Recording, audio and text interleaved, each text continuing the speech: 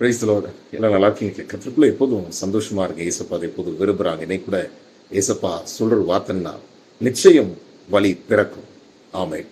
உங்களுக்கான வழிகள் கர்த்தர் உங்களுக்காக திறப்பார். சில பேர் சொல்லுவாங்க, தை மாதம் பிறந்தால் வழி பிறக்கும். ஆமென். தை பிறந்தால் வழி பிறக்கும்பாங்க. ஆமென். அது என்னன்னா, அறுவடை காலம் முடிந்த உடனே உழவர் கையில பணம் சேருமா. அதே போலதான் நம்ம வாழ்க்கையில ஆண்டவர் நினைச்சா கண்டிப்பா வழி பிறக்கும். ஆண்டவர் நினைச்சா நம்முடைய தேவைகள் சந்திக்கப்படும். ஆமே.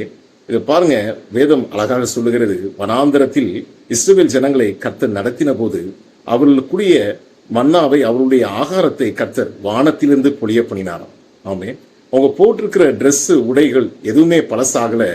ஆண்டவர் இந்த 40 வருஷமாக அவர் நடத்தி வந்த பாதைகள் கடினமாய் இருந்தாலும் கூட ஆண்டவர் வனாந்தரத்தில் அவருடைய தேவைகள் எல்லாம் கர்த்தர் சந்தித்து கொடுத்தாராம்.